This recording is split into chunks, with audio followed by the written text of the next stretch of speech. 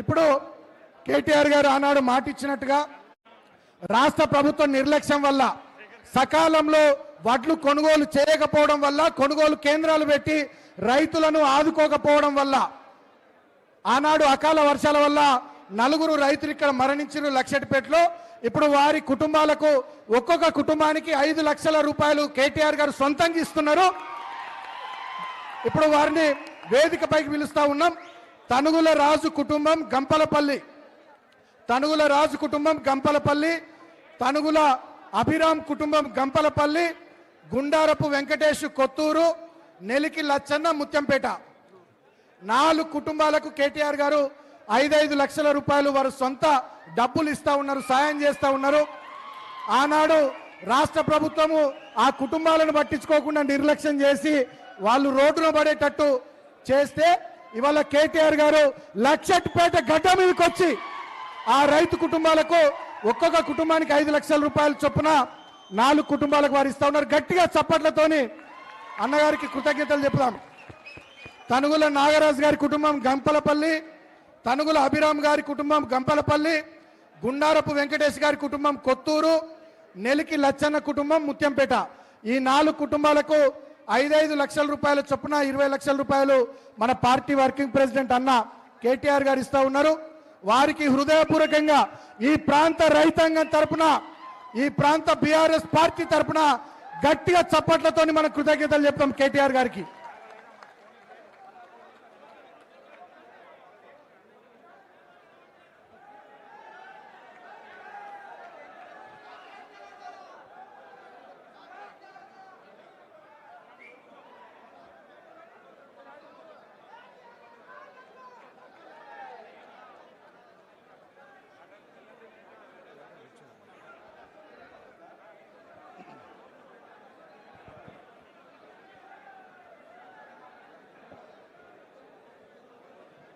ఇవాళ తెలంగాణలో రాక్షస రాజ్యాన్ని నడుపుతున్న రేవంత్ రెడ్డి కన్నెపల్లి పంపులు ఆను చేయకుండా, కాళేశ్వరంలో నీళ్లు ఎత్తిపోయకుండా రాష్ట్ర రైతాంగాన్ని తిప్పల పాలు చేస్తూ ఇక్కట్లు పెడుతుంటే, వడ్లు కొనకుండా, విత్తనాలు ఇవ్వకుండా, యూరియా ఇవ్వకుండా, నీళ్లు ఇవ్వకుండా, కరెంట్ ఇవ్వకుండా రాష్ట్ర రైతాంగాన్ని ఇబ్బంది పెడతా ఉంటే, ఇవాళ మన కేసీఆర్ గారి నాయకత్వంలో మన పార్టీ వర్కింగ్ ప్రెసిడెంట్ కేటీఆర్ అన్న ఆ రైతులకు అండగా ఇక్కడికి వచ్చిండు. గట్టిగా అన్నగారికి చప్పట్లతోని మరొకసారి కృతజ్ఞతలు చెప్తూ ఇప్పుడు ఈ రైతు సదస్సును ఉద్దేశించి కేటీఆర్ అన్న మాట్లాడతారు. అందరు వేదిక పైన అందరు కూర్చోవాలి దయచేసి, ప్లీజ్. ఒక్కరు కూడా నిలబడొద్దు ప్లీజ్.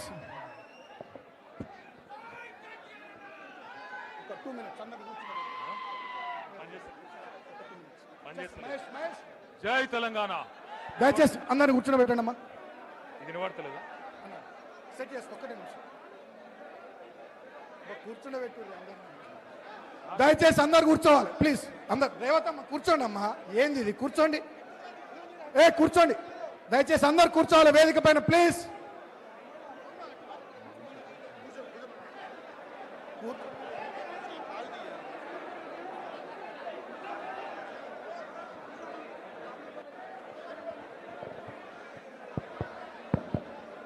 సౌండ్ సిస్టమ్ ఇట్లే ఉంటది. జై తెలంగాణ. నాకు తెలుసు మీకు ఆకలి అవుతుంది, కానీ గట్టిగా నాలుగు ఒక్కసారి జై తెలంగాణ.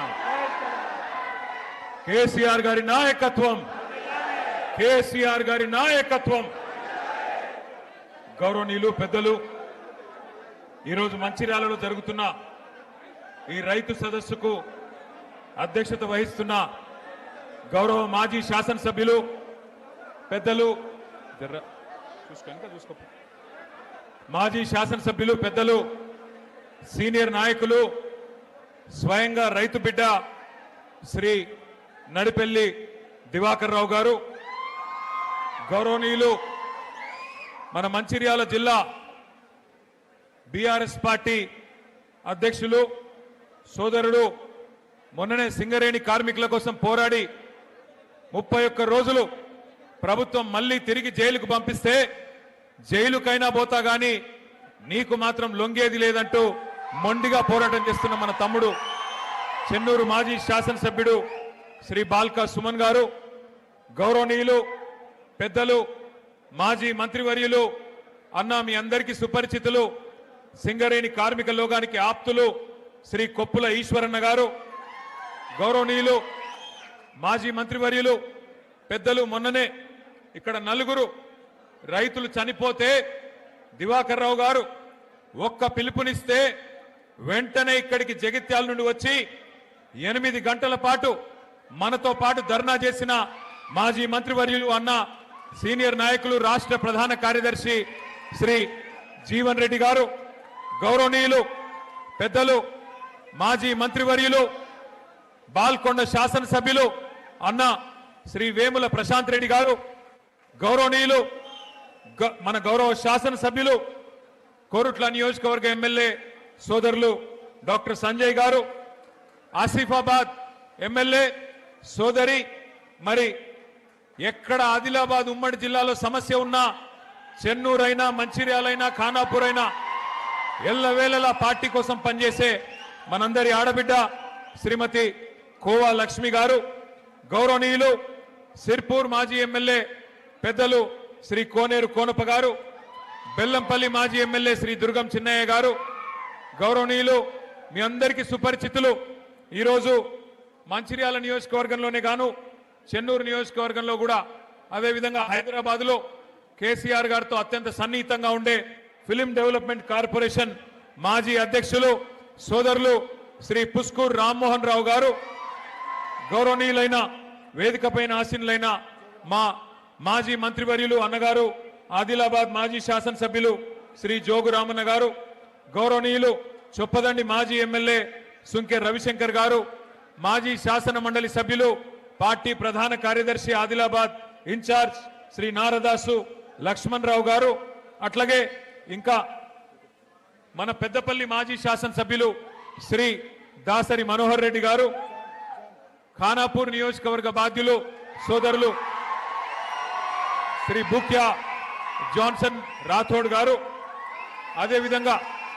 వేదికపైన ఆసీనులైన సీనియర్ నాయకులందరికీ నేను ఎవరెవరి పేర్లు అయితే చెప్పలేదో దయచేసి వారు మనసులో పెట్టుకోండి, ఏమనవద్దని చెప్పి కోరుతూ, ముందుగా మరణించిన మన్నించాలి నేను మా చందర్ గారు రామగుండం మాజీ శాసనసభ్యులు, వారి పేరు చెప్పడం మర్చిపోయాను, చందర్ గారికి, ఇంకా ఎవరెవరి పేరు చెప్పలేదో వారందరూ కూడా దయచేసి ఏమనుకోవద్దని చెప్పి కోరుతూ, మరి మే 5, 2026 నాడు మరణించిన నలుగురు రైతులు తనుగుల నాగరాజు గారు గంపలపల్లి, తనుగుల అభిరామ్ గారు వారిది కూడా గంపలపల్లి, గుండారపు వెంకటేష్ గారు కొత్తూరు, నెలికి లచ్చన్న గారు ముత్యంపేట, ఈ నలుగురు రైతులు మరి వారందరి ఆత్మ శాంతించాలని చెప్పి మనస్ఫూర్తిగా మరి మనందరి తరపున కూడా ఆ భగవంతుణ్ణి ప్రార్థిస్తూ, ఇవాళ మనందరం కూడా ఇక్కడికి ఎందుకు వచ్చినామో మీ అందరికి తెలుసు. కాంగ్రెస్ తెచ్చిన కరువుతో, కాలం తెచ్చిన కరువుతో కాదు, కాంగ్రెస్ బలవంతంగా మన మీద రుద్దుతున్న కరువుతో రైతాంగం అల్లాడుతున్నా, పంటలు పండక, వేసిన విత్తనాలు మొలకెత్తక, పుట్టెడు దుఃఖం వెంటాడుతున్నా, అన్ని దిగముంగికొని ఇక్కడికి తరలి వచ్చిన మా రైతన్నలందరికీ శిరస్సు వంచి హృదయపూర్వకంగా నమస్కారం చేస్తా ఉన్నా. అట్లాగే మీ అందరికీ తెలుసు, మే 5, 2026 నాడు మంచిర్యాలలో జరిగింది రైతు సోదరులకు ఒక మహా విషాదం. ఒకటే నియోజకవర్గంలో ప్రభుత్వం పంటలు కొనకపోతే కొనుగోలు కేంద్రాలలో కాపుగాసి అక్కడే ఉండి ఎక్కడ మా పంట నష్టమవుతుందో అని చెప్పి భయంతోని కదలకుండా ధాన్యాన్ని కాపాడుకునే ప్రయత్నంలో నలుగురు అన్నదాతలు మృత్యువాత పడ్డారు. ప్రభుత్వ నిర్లక్ష్యం వల్ల తెచ్చిన ధాన్యాన్ని 30 రోజులు 60 రోజులు కొనేటోడు దిక్కులేడు, సంచులిచ్చేటోడు దిక్కులేడు.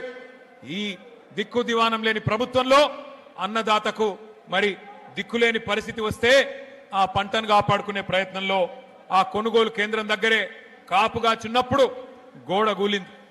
గోడ కూలితే నలుగురు రైతులు చనిపోవడం జరిగింది.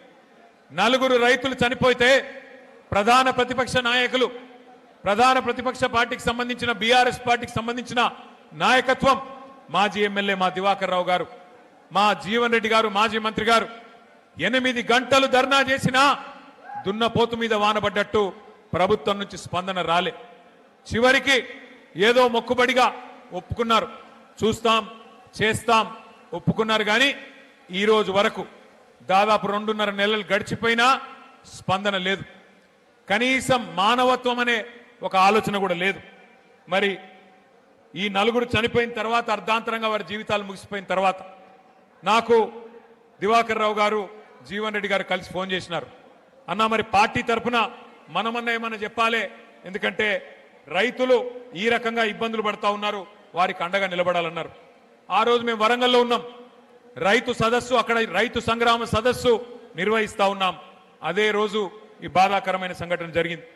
వెంటనే ప్రకటించినాం, కేసీఆర్ గారిని అడిగితే మంచిర్యాల జిల్లాలో జరిగిన ఈ విషాదానికి పార్టీ తరఫున తప్పకుండా మనం అండగా నిలబడదాం, ఒక్కొక్క రైతుకు 5 లక్షల రూపాయలు వెంటనే ప్రకటించండి అని చెప్పి కేసీఆర్ గారు చెప్పినారు. చెబితే ఇవాళ శోకసంద్రంలో ఉన్న రైతు కుటుంబాలకు నేను అడిగిన, ప్రభుత్వం నుంచి ఏమైనా వచ్చిందా అమ్మా అని అడిగిన. బాధ ఎక్కడ అనిపిస్తుంది అంటే 2.5 నెలలు అయిపోయింది. మంచిర్యాలలో ఉన్నది కాంగ్రెస్ ఎమ్మెల్యే, జరిగింది రాష్ట్రంలో ఉన్నది కాంగ్రెస్ ప్రభుత్వం, జరిగింది ఒక విషాదం. ఇప్పుడే రాజకీయ పరమైన హడావుడి లేదు, ఆర్భాటం లేదు, ఏ ఎన్నిక లేదు. కానీ ప్రభుత్వం నుంచి స్పందన లేదు. నలుగురితో మాట్లాడుతుంటే ఒక్కొక్కరిది ఒక్కో రకమైన బాధ.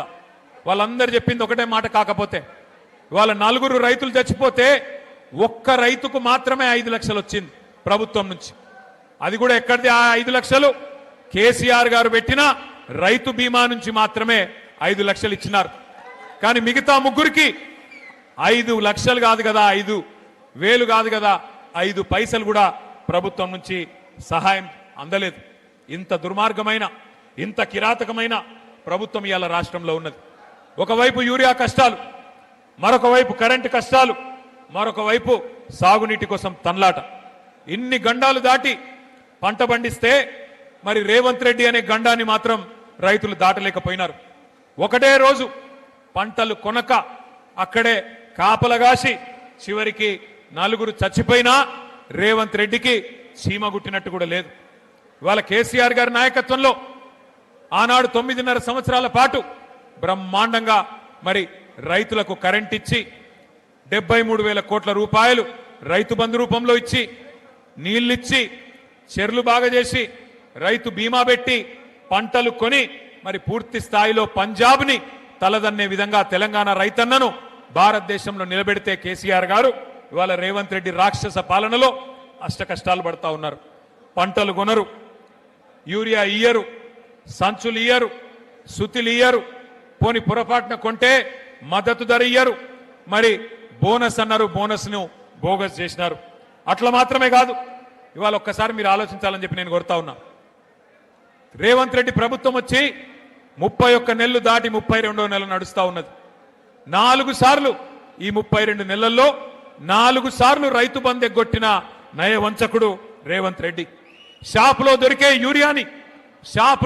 యూరియాని కేసీఆర్ ఉన్నప్పుడైతే షాపుకు పోయే అవసరం కూడా లేదు. ఆటో అన్నకో ఆటో తమ్మునికో ఒక ఫోన్ కొడితే పొలం కాడికి వచ్చేది యూరియా. నేను చెప్పేది కరెక్టేనా కాదా? కేసీఆర్ ఉన్నప్పుడు ఒక ఫోన్ కొడితే యూరియా అనేది పొలం కాడికి వస్తుండే. ఇలా షాపులో ఉండే యూరియాని యాప్లో ఇస్తా అని చెప్పి ఒక యాప్ పెట్టిండు రేవంత్ రెడ్డి. అందుకే కేసీఆర్ గారు చెప్పిన ముందే, మోసపోతే గోసపడతాం, ఓటేసేటప్పుడే ఆలోచించుకోవాలని చెప్పిండ్రు. కానీ మంచిర్యాలలో మరి ఏ కారణమైతేనేమి మరి ఆ రోజు కాంగ్రెస్ వస్తే ఏమో జరుగుతుంది, ఏమో ఒరుగుతుంది అని మంచిర్యాల రైతన్నలు మరి కాంగ్రెస్ పార్టీకి ఓటేసిన పాపానికి ఇవాళ కాంగ్రెస్ రైతులను కాటేస్తున్నది. ఒక పాములాగా ఇవాళ సొంత పిల్లల్ని పాము ఎట్లయితే తింటదో అట్లా ప్రభుత్వాధినేతగా ఉన్న రేవంత్ రెడ్డి ఈ రాష్ట్రంలో రైతులకు చెప్పలేని కష్టాలు పెడుతున్నాడు. యూరియా, విత్తనాలు, కరెంటు, సాగునీరు, మద్దతు ధర, బోనసు ఇవన్నీ కూడా మరి చుట్టుముట్టినాయి రైతాంగాన్ని. ఇవాళ పరిస్థితి ఎట్లా ఉన్నది అంటే, నీళ్లు ఉండి అంగట్లో అన్ని ఉన్నా అల్లున్నోట్లో శని ఉన్నదట అని ఎవరో వెనకటికి ఎవరో అన్నారు. గట్లున్నది ఇవాళ పరిస్థితి. కళ్ళ ముంగట్నే గోదావరి కనబడుతున్నది, కళ్ళ ముంగట్నే గోదావరి వారుతున్నది, పైకెళ్ళి ప్రాణహిత బ్రహ్మాండంగా పరవలు పెడుతున్నది. అంగట్లో అన్ని ఉన్నా అల్లుడి నోట్లో శని అన్నట్టు పరిపాలించే పాలకుడికి సోయిలేని తనం వల్ల ఇవాళ కాళేశ్వరం అనే ప్రాజెక్టు కరువుకు పరిష్కారం లాంటి ప్రాజెక్టు కేసీఆర్ గారు కట్టిపోతే దాన్ని వాళ్ళ ఇష్టం లేకుండా ఇష్టం లేదు కాబట్టి ఎక్కడ కేసీఆర్ గారికి పేరు వస్తుందేమో అన్న భయంతోని కాళేశ్వరం ప్రాజెక్టులో ఒక్క మేడిగడ్డ బ్యారేజ్లో 2 పిల్లర్లు కుంగితే ఇవాళ మొత్తం కాళేశ్వరమే కూలిపోయిందని చిల్లర ప్రచారం చేస్తా ఉన్నాడు రేవంత్ రెడ్డి. కానీ ఎక్కడ తన దొంగతనం బయటపడుతుందో, ఎక్కడ కాళేశ్వరం మంచిగానే ఉన్నది, కన్నెపల్లి కాడ మోటార్లు మంచిగానే ఉన్నాయి, నీళ్లు మంచిగానే పోతున్నాయి, పంపులు చాలు చేస్తే నీళ్లు బ్రహ్మాండంగా పైకి ఎల్లంపల్లి దాకా వస్తాయి. మరి అక్కడ దాకా నీళ్లు వచ్చినాయంటే నిన్నటిదాకా నువ్వు చెప్పిన మాటలు ఫాల్తూ మాటలు అని చెప్పి ప్రజలు అంటారనే భయంతోని పంపులు చాలు చేస్తలేడు రేవంత్ రెడ్డి. నిజానికి కాళేశ్వరం ఒక అద్భుతమైన ప్రాజెక్ట్. మీకు ఒక్క నిమిషం ఇక్కడ మధ్యలో నిలబడ్డలు కులవడం రాయా మీరు ఎందుకు కూర్చోని, ఎందుకయా మీరు అడ్డం అంతా కూర్చోని, తప్పుడే కూర్చోండి. ఆ స్క్రీన్ కట్టం కూడా పడుకుంది, కూర్చోండి. నువ్వు కూడా ఇట్రా కూర్చోండి, దయచేసి కూర్చోండి. కూర్చోండి అమ్మా, కూర్చోండి. మీకు ఒక్క నిమిషంలో కాళేశ్వరము ఏ రకంగా మరి కన్నెపల్లి నుంచి నీళ్లు తీసుకోవచ్చో మీకు ఒక్క నిమిషంలో నేను చూపెట్టే ప్రయత్నం చేస్తా. మేడిగడ్డ బ్యారేజ్ తో సంబంధం లేకుండా మరి ఎట్లా కన్నెపల్లి నుంచి ఎల్లంపల్లికి నీళ్లు తేవచ్చు, ఎల్లంపల్లి నుంచి పై దాకా హైదరాబాద్ దాకా ఎట్లా నీళ్లు తీసుకుపోవచ్చో ఒక్క నిమిషం ఆ వీడియో ప్లే చేయమని చెప్పి మా తమ్ములను కోరుతా ఉన్నా. ఒక్కటే కాదు, బ్యారేజీలు, రిజర్వాయర్లు, పంప్ హౌస్లు, సబ్ స్టేషన్లు, టన్నెల్స్, గ్రావిటీ కాల్వల సమాహారం కాళేశ్వరం ప్రాజెక్ట్. గోదావరి నీటిని ఒడిసి పట్టి బృహత్తర ప్రణాళిక. కాళేశ్వరం రిజర్వాయర్ల ద్వారా కరువు తీరా నీళ్లను వాడుకునే భగీరథ సంకల్పం. మేడిగడ్డ వద్ద మొదలైన కాళేశ్వర జలధార దశల దశలుగా తెలంగాణ బీడు భూములను తలుపుతుంది. లింక్ 1 కింద 100 మీటర్ల ఎఫ్ఆర్ఎల్ ఉన్న మేడిగడ్డ బ్యారేజీలో 16.17 టీఎంసీల నీటిని నిల్వ చేయొచ్చు.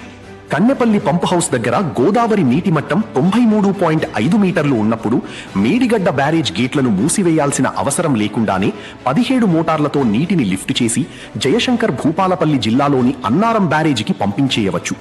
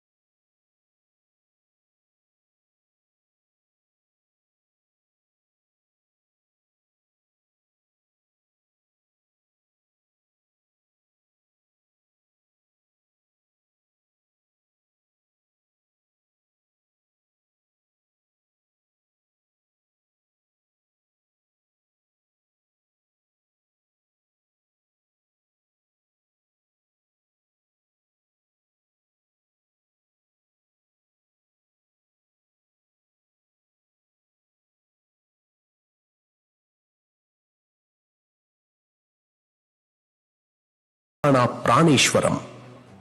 కాళేశ్వరం అంటే మేడి. వాస్తవం ఏంది అంటే, దయచేసి కూర్చోండి, ఎవరు లేవకండి దయచేసి, ఇంకా వీడియోలు ఉన్నాయి, ఆగండి. వాస్తవం ఏంది అంటే పైకెళ్ళి నీళ్ళు వస్తున్నాయి, కిందికి గోదావరి నుంచి కిందికి నీళ్లు పోతున్నాయి. ఒక్క నిమిషం మీ అందరికి తెలవాలి కాబట్టి చెప్తున్నా. తెలంగాణ భౌగోళికంగా ఎట్లుంటుంది అంటే ఇట్లా ఒక గుడిసె తిరుగుంటుంది తెలంగాణ రాష్ట్రం. ఒక వరుసకెళ్ళి కిందికెళ్ళి 80 మీటర్ల మీదకెళ్ళి గోదావరి పోతుంది, 80, 90, 100 మీటర్ల మీదకెళ్ళి.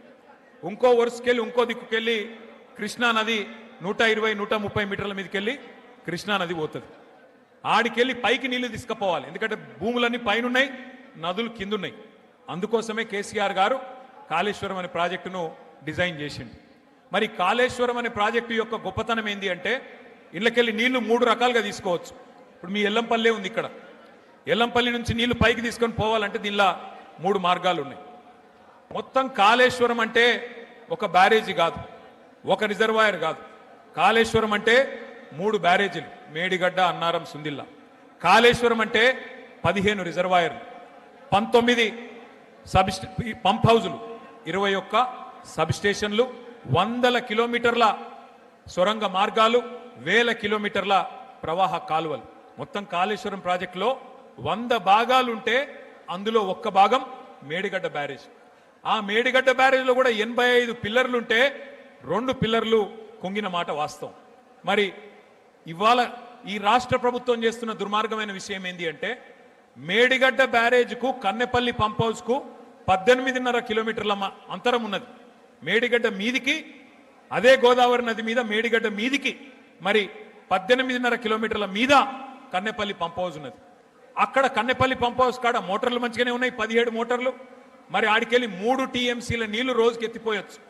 3 టీఎంసీల నీళ్ళు అంటే మీరు హైదరాబాద్కి వచ్చినప్పుడు ట్యాంక్ బండ్ చూసే ఉంటారు, హుసేన్ సాగర్లో పట్టేది 1 టీఎంసీ. అంటే రోజుకు 3 హుసేన్ సాగర్లలో పట్టేటన్ని నీళ్లు ఈడికెళ్ళి గుంజతందుకు మోటార్లు, అద్భుతమైన బాహుబలి మోటార్లు కేసీఆర్ గారు పెట్టించింది. ఇలా నేనో మీరో చెప్తలేం, రిటైర్డ్ ఇంజనీర్లు చెప్తున్నారు, ఇప్పుడు సర్వీస్లో ఉన్న ఇంజనీర్లు చెప్తున్నారు. ఏమని చెప్తున్నారు? ఇవాళ కన్నెపల్లి కాడ 94.5 మీటర్ల మీదకెళ్ళి నీళ్లు పోతున్నాయి. అక్కడ 93.5 మీటర్ల దానికి నీళ్లు ఉంటే పంపులు చాలు చేయొచ్చు. మేడిగడ్డ బ్యారేజు అట్లాగే దాన్ని ముట్టకుండా, దాన్ని కనీసం ఏమనకుండా, అక్కడికి ఏం డేంజర్ లేకుండా మీరు నీళ్లు ఎత్తిపోయొచ్చు. ఒకటేసారి అన్నారం, సుందిల్లా, మేడిగడ్డ దగ్గర ఉన్న 3 పంప్ హౌజులు ఒకటేసారి సైమల్టేనియస్గా అంటే సమాంతరంగా సమన్వయంతో నడిపితే బ్రహ్మాండంగా ఎల్లంపల్లికి ఎన్ని నీళ్లు కావాలంటే అన్ని నీళ్లు, రోజుకు 3 టీఎంసీల చొప్పున ఎన్ని నీళ్లు కావాలంటే అన్ని నీళ్లు ఎత్తిపోయవచ్చు అని నేను చెప్తలేను, రిటైర్డ్ ఇంజనీర్ల బృందం, శ్యామ్ ప్రసాద్ రెడ్డి గారి బృందం చెప్తున్నది. ఇవాళ ఎల్లంపల్లిలో 7 టీఎంసీల నీళ్లు మాత్రమే ఉన్నాయి. నిన్న భగవంతుడు కరుణించి వాన పడ్డది, వాన పడాలనే మొక్కుదాం. కానీ కాళేశ్వరం యొక్క గొప్పతనం ఏంది అంటే, బాగా వర్షం పడ్డది అనుకోండి, పైన మహారాష్ట్రలో బాగా వర్షం పడ్డది, ఎక్కువ వర్షం వచ్చింది అనుకో, ఎస్ఆర్ఎస్పి మొత్తం నిండుతుంది, నిండి 2 దిక్కుల పొంగుతుంది. ఇటు కడెం మీదకెళ్ళి ఎల్లంపల్లికి నీళ్ళు వస్తాయి, ఇంకో దిక్కు వరద కాలువ నుంచి బ్రహ్మాండంగా మనకు డైరెక్ట్గా మిడ్మానేర్కి నీళ్ళు వస్తాయి. బాగా వర్షం పడితే ఒక మోస్తరుగా వర్షం పడ్డది, సాధారణంగా పడ్డది అనుకో, అప్పుడు కూడా మనం ఇక్కడికి ఎల్లంపల్లి నుంచి ఇట్లా పైకి నీళ్లు లిఫ్ట్ చేసుకోవచ్చు. 2వ మార్గం. 3వ మార్గం, ఎక్కువ వర్షం పడితే ఫ్లడ్ ఫ్లో నుంచి మిడ్మానేర్కి నీళ్ళు తీసుకుపోవచ్చు. మామూలుగా వర్షం పడితే ఎల్లంపల్లి నుంచి తీసుకోవచ్చు. ఏ వర్షం లేకపోతే, ఇబ్బంది ఉంటే, కరువు ఉంటే, ఇయాల ఉన్న పరిస్థితి ఉంటే దానికి పరిష్కారమే కాళేశ్వరం దగ్గర, కన్నెపల్లి దగ్గర పంపులు చాలు చేసి నీళ్లు తీసుకుంటందుకే కేసీఆర్ గారు పెట్టిన ఈ ప్రాజెక్ట్. అంటే ఈ ప్రాజెక్ట్ యొక్క గొప్పతనం ఏంది అంటే గది, ఏ పరిస్థితుల్లో కూడా తెలంగాణకు కరువు రాకుండా 500 సంవత్సరాల గోదావరి ప్రవాహం మొత్తం స్టడీ చేసి, అధ్యయనం చేసి, ఎక్కడికి వెళ్ళి నీళ్లు పట్టుకోవచ్చని దేవులాడి అక్కడ కేసీఆర్ గారు ప్రాజెక్టు కట్టిండు. ఇవాళ 2 పిల్లర్లు కుంగిపోతే 32 నెలలైంది రేవంత్ రెడ్డి ప్రభుత్వం వచ్చి. మరి మొన్న నేను ఒక రైతును చూసిన మాట్లాడంగా ఎంత అద్భుతంగా మాట్లాడిండు ఆయన అంటే, అవునయ్యా కేసీఆర్ కట్టిండు, చిన్న సమస్య వచ్చింది, ఏం నీకు సుతారావులు లేరా, మేస్త్రీలు లేరా, సిమెంట్ బస్తాలు లేవా, ఏం చేస్తున్నావు, ఎందుకు రిపేర్ చేయవు, ఎందుకు రైతుకు నీళ్ళు ఇయ్యవు అని చెప్పి ఒక రైతు నిలదీసిండు. నిజంగా చెప్పాలంటే ముఖ్యమంత్రి మాట్లాడే ఫాల్తూ మాట 1,00,000 కోట్లు కొట్టుకుపోయినాయి అంటాడు. వాస్తవం ఏంది? 2 పిల్లర్లు కుంగినాయి. ఆ బ్లాక్ ఒక్కటి రిపేర్ చేస్తే కూడా మొత్తం మేడిగడ్డ బరాజ్కైన ఖర్చే 4,000 కోట్లు. ఆ బ్లాక్ 7 ఏదైతే రిపేర్ చేయాలనో అదొక్కటి రిపేర్ చేయాలంటే ఒక 400 కోట్లు కావాలి. ఆ 400 కోట్లు కూడా మన ప్రభుత్వ పైసలు అవసరం లేదు.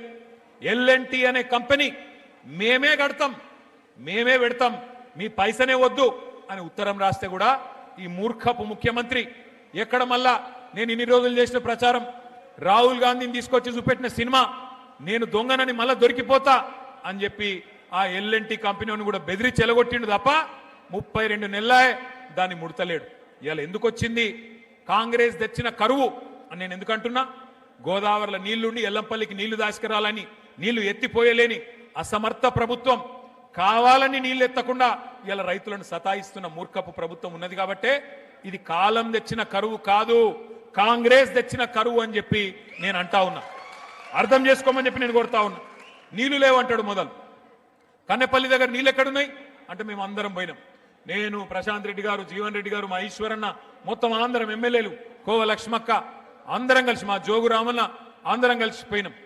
పోయి చూపెట్టినాం, నీళ్లు లేవా, ఇక్కడ కనబడతలేవా, రోజుకు 9 టీఎంసీల నీళ్లు కిందికి పోతా ఉన్నాయి, రోజుకు 3 ఎత్తిపోయొచ్చు పైకి, ఎందుకు ఎత్తుతలేవు?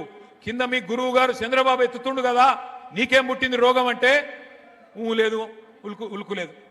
ఒక రోజేమో నీళ్లు లేవు అంటాడు, రెండో రోజేమో ఇంకో కథ పెట్టిండు.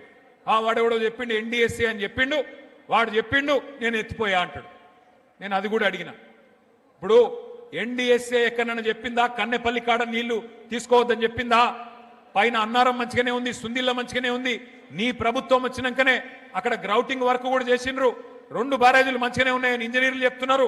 ఏం రోగమయ్యా నీకు? కిందికి గలగలా గోదావరి ఏపీకి తరలిపోతున్నది, అక్కడ పట్టిసీమ లిఫ్ట్ నడుస్తూనే ఉన్నది, నీకేం రోగమయ్యా రేవంత్ రెడ్డి అంటే మళ్ళా ఇంకేదో పిచ్చి మాటలు మాట్లాడతాడు. మీరు చూస్తున్నారు ఏం మాట్లాడుతుండో. ఎట్లనయ్యా ముఖ్యమంత్రి గారు, మరి నీళ్ల సంగతి ఏంది? కరువు వచ్చింది కదా అంటే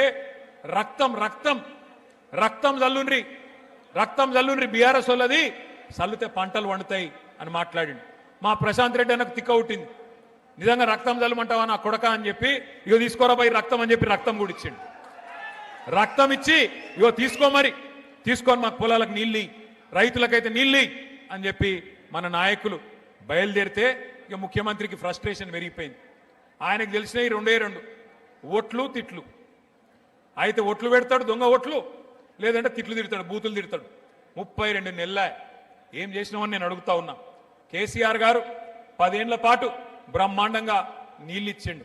నేను అడుగుతున్నా, ఏమైనా మాట్లాడితే ఒకటే చిల్లర మాట మాట్లాడతాడు. ఏమంటాడు? ఏ జాతి నీది ఏం జాతి? నేను చెప్తున్నా రేవంత్ రెడ్డి, ఏ జాతో కూడా నీకు చెప్పాల్సిన టైం వచ్చింది. ఉద్యమ టైంలో ఉద్యమకారుల మీదికి తుపాకీ ఎక్కుబెట్టిన పోరంబోకు జాతి అయితే మాది కాదు. ఉద్యమకారుల మీదికి తుపాకీ తీసుకొని వచ్చిన పోరంబోకు జాతి అయితే మాది కాదు. వలస పాలకుల సంక నాకుతూ సమైక్యవాదుల సంచులు మోసిన దగుల్బాజ్ ఇదాదైతే మాది కాదు. తెలంగాణ తొలి ప్రభుత్వాన్ని 50 లక్షల రూపాయలతో ఒక ఎమ్మెల్యేను కొనుగోలు చేసి దొరికిపోయిన లుచ్చా జాతి అయితే మాది కాదు. తెలంగాణ సాగునీటి ప్రాజెక్టుల మీద 100ల కొద్ది కేసులు వేసి ఆపాలను చూసిన దివానగాళ్ల బ్యాచ్ అయితే మాది కాదు. అబద్ధాలు, విద్వేషాలు, బూతులతో ప్రజల్ని రెచ్చగొట్టి బతికిన చిల్లర జాతి మాది కాదు. ప్రాజెక్టులను బాంబులతో పేల్చేసే అధమ జాతి మాది కాదు. నీళ్లున్నా ఇచ్చే వ్యవస్థ ఉన్నా జనాలకు అందించలేని అసమర్థ జాతి కాదు మాది రేవంత్ రెడ్డి. ఉద్యోగాలు అడిగితే ఎండ్రిందాగుమని, బాయిల దుంకుమని, నీళ్లు అడిగితే రక్తం జల్లుకొమ్మని రాక్షస జాతి మాటలు మాట్లాడే జాతి మాది కాదు. అన్ని బాగు చేసి అప్పజెప్పినా ప్రజారంజకంగా పరిపాలించకుండా వానికి వీనికి మూటలు మోసి జనాలను హింసించే రాక్షస నికృష్ట జాతి మాది కాదు. తెలంగాణలో ఉన్నాయి 2 జాతులు. ఒకటి తెలంగాణను ప్రేమించే జాతి, రెండోది రాష్ట్రానికి ద్రోహం చేసే జాతి. ఎవడిది ఏ జాతో తెలంగాణ ప్రజలకు బాగా తెలుసు. ఎవరు తెలంగాణ తెచ్చిండ్రో, ఎవరు తెలంగాణను ఇవాళ వంచిస్తున్నాడో, ఎవడు తెలంగాణకు అన్యాయం చేస్తున్నాడో అందరికీ తెలుసు. నేను ఒక్క మాట దయచేసి మీరు ఆలోచించాలని చెప్పి నేను కోరుతా ఉన్నా. ఈయనకు బుద్ధి వస్తలేదు రేవంత్ రెడ్డికి. ఇవాళ రైతులు చచ్చిపోయినా మంచిర్యాల జిల్లాలో సోయి లేదు. రైతులు రోడ్లెక్కి ధర్నా చేసినా పంటలు కొనుమని బుద్ధి లేదు, ఆయనకు తెలివి రాదు. అట్లాగే ఇవాళ చివరికి సూర్యాపేట జిల్లాలో గిరిజన రైతులు రక్తం జల్లిండ్రు పోయి. రేవంత్ రెడ్డి చెప్తుండు కదా, పంట పొలాల మీద రక్తం జల్లుమంటుండు కదా, మేము రక్తం జల్లుతామని రక్తం జల్లితే కూడా ఈ ముఖ్యమంత్రి మనసు కరుగుతలేదు. అట్లాంటి పరిస్థితి ఇవాళ రాష్ట్రంలో ఉన్నది. 4 సార్లు రైతు బంధే కొట్టిండి, ఇప్పటికి 4 సార్లు. ఒక్కసారి దయచేసి నేను మీకు గుర్తు చేయదలుచుకున్నా. ఆ రోజు ఏం చెప్పిండు రాహుల్ గాంధీ అంటే, ఆయన వచ్చిండు వరంగల్కు, వచ్చి ఏం డైలాగులు కొట్టిండు, మా కాంగ్రెస్ గుద్దుండ్రి మంచిర్యాలోళ్ళు, మీకు ఇది చేస్తాం అది చేస్తాం అని రైతులకు ఏమేం కళ్ళబొల్లి కబుర్లు చెప్పిండో ఒక్కసారి మీరు చూడాలని చెప్పి కొడతా ఉన్నా. ఆ వీడియో ప్లే చేయాలని చెప్పి మనోళ్ళని కొడతా ఉన్నా.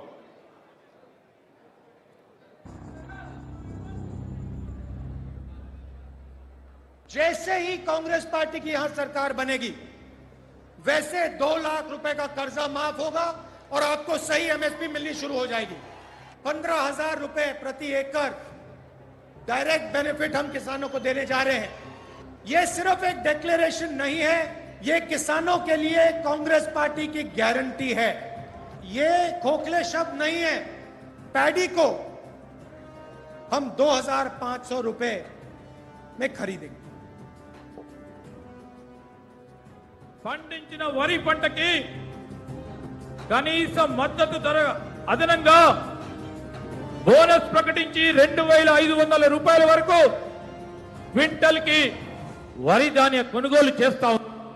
కాంగ్రెస్ పార్టీ అధికారంలోకి వచ్చిన తక్షణమే రైతులకు ఏకకాలంలో 2 లక్షల రుణమాఫీ చేస్తాం. రెండవ డిక్లరేషన్ ఇందిరమ్మ రైతు భరోసా పథకం తెచ్చి భూమి కలిగిన రైతులకు, కౌలు రైతులకు ప్రతి ఎకరాకు ఏడాదికి 15,000 రూపాయల పెట్టుబడి సాయం అందిస్తాం. ఉపాధి హామీలో నమోదు చేసుకున్న భూమి లేని రైతు కూలీలకు ప్రతి ఏడాది 12,000 రూపాయల ఆర్థిక సహాయాన్ని అందిస్తాం. రైతులు పండించిన పంటలకు ఉదాహరణ వరి, పత్తి, మిర్చి, చెరుకు, పసుపు ఇలా అన్ని పంటలకు మెరుగైన గిట్టుబాటు ధర ఇచ్చి చివరి గింజ వరకు కాంగ్రెస్ పార్టీ కొనుగోలు చేస్తుంది. చెప్పినాయి రైతు డిక్లరేషన్ కాదు రైతు డిక్లరేషన్ 1 కాదు 2 కాదు 34 హామీలు ఇచ్చిండ్రు. నేను అడుగుతా మీరు చెప్పాలి, దయచేసి నేను అడుగుతా మీరు చెప్పండి. రైతు బంధు 15,000 పెంచుతామన్నారు, ఇచ్చిండ్రా? ఇచ్చిరా లేదా? కొద్దిగా గట్టిగా చెప్పాలి, ఇచ్చిండ్రా లేదా? 2 లక్షల రుణం మాఫీ చేస్తా అన్నాడు, చేసిండా? కౌలు రైతులకు రైతు బంధు ఇస్తా అన్నాడు, ఇచ్చిండా? రైతు కూలీలకు రైతు భరోసా ఇస్తాడు, ఆత్మీయ భరోసా ఇచ్చిండా?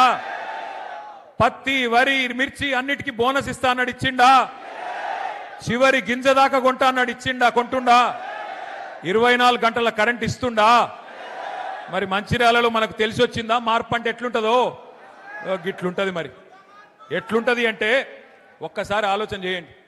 ఈ మధ్యలోనే ముఖ్యమంత్రి మన ఒక రైతులకే కాదు అన్ని వర్గాలకు హామీ ఇచ్చిండు. నేను పిల్లలకు 2 లక్షల ఉద్యోగాలు ఇస్తాను మొదటి సంవత్సరం అని రాహుల్ గాంధీ డైలాగులు కొడితే, నిన్నగాక మొన్న యువ సంగ్రామ సదస్సు అని హైదరాబాద్లో వాళ్ళు ఎక్కడనైతే మీటింగ్ పెట్టిరో మేము అక్కడనే పెట్టినాం. వరంగల్లో వాళ్ళు ఎక్కడైతే మీటింగ్ పెట్టినరో అక్కడనే పెట్టి రైతులను అడిగినాం. నిన్నగాక మొన్న పిల్లల్ని అడిగినాం 2 లక్షల ఉద్యోగాలు వచ్చినాయని. వాళ్ళైతే ఎట్లా మాట్లాడిరో మనం మీరు చూసే ఉంటారు. ఆడపిల్లలు ఎట్లా మాట్లాడిరో కూడా మీరు చూసే ఉంటారు. చూసినరా లేదా? ఎక్కడన్నా రేవంత్ రెడ్డి దొరికితే పొరపాటున పొట్టు కొట్టేటట్టున్నారు. గట్లాంటి పరిస్థితి ఇలా రాష్ట్రంలో. అందుకే నేను అంటా ఉన్నా, 1 కాదు 2 కాదు, రాష్ట్రంలో అందరినీ ముంచిండు, అందరినీ మోసం చేసిండు, ముసలోళ్ళని మోసం చేసిండు. కేసీఆర్ ముసలమ్మకో ముసలయ్యకో 2,000 పెన్షన్ ఇస్తుండు. అక్క నవంబర్లో తీసుకుంటే 2,000, అక్క డిసెంబర్లో అయితే 4,000 అన్నడా లేదా? నవంబర్లో 2,000, డిసెంబర్లో 4,000. ఆ ఇంటికాడ బిచ్చపోలు అడుక్కుంటారు చూడు, అక్క అమ్మ అని అట్లా అడుక్కున్నాడు. ఆడుకుంటే నిజమేనేమో అని నమ్మి ఓట్లు వేసింది. 4,000 అన్నాడు. అత్తకు 4,000, కోడలకు 2,500 అన్నాడు, ఇచ్చిండా? ఇప్పుడు అత్తకోడల పంచాయతీలు చాలైనాయి. 4,000, 2,500 గురించి అట్లాంటి పరిస్థితి. ఏదయా మరి నిరుద్యోగ భృతి పిల్లలకు చెప్తే 40 లక్షల మందికి 4,000 ఇస్తా అంటే నెలకు ఏమైనా 4,000 అంటే సడి లేదు, సప్పుడు లేదు. రైతులకు 15,000 ఏమా ఇస్తానో ఏడవైంది అంటే మాట్లాడాడు. కౌలు రైతుల సంగతి ఏందే బాగా నరికితివి కదా అంటే మాట్లాడాడు. రైతు కూలీలు, పొలం లేనోళ్ళు వాళ్ళ సంగతి ఏంది, వాళ్ళకు కూడా చెప్తివి కదా నెలకు 1,000 రూపాయలని, వాళ్ళ సంగతి ఏంటంటే కుయ్యి లేదు, కయ్యి లేదు. ఈ మధ్యన కొత్త రాగం నేర్చుకున్నాడు ఒకటి రేవంత్ రెడ్డి. ఏమంటుండరికేనా, ఎంత కండలు తిరిగిన పైల్వానైనా 3 నెలలనే పిల్లలు పుట్టిస్తాడే? 3 నెలల పిల్లలు పుట్టరు అనేది మనకు ముఖ్యమంత్రి గారు చెప్పారన్నట. సరే మాకు తెలియకపాయే, మాకు పెళ్ళిళ్ళు కాలేదు, మాకు పిల్లలు లేరు, మాకు తెలియదా? సరే రేవంత్ రెడ్డి నువ్వు చెప్పింది కరెక్టే అనుకుందాం. 3 నెలల పిల్లలు పుట్టరు కరెక్టే. మరి 32 నెలల పిల్లలు పుట్టకపోతే నిన్నేమని పిలవాలే? ఏమనాలి? నిన్ను శాతగానుడు అనాలనా? ఏమనాలి? నేనేమనలేదురా భయ్, మీరే అంటారు.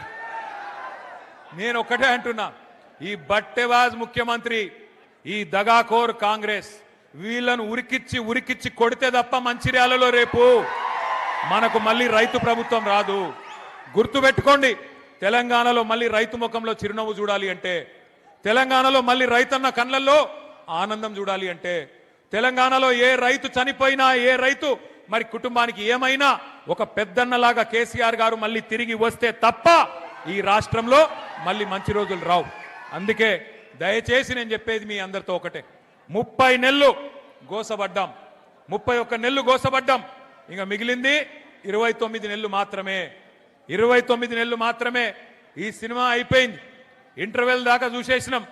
ఇంటర్వెల్ వరకు తెలిసిపోయింది సినిమాలో ఏమీ లేదు, తిట్లు తప్ప బూతులు తప్ప ఏమీ లేదు, వీళ్ళతో అయ్యేదేం లేదు.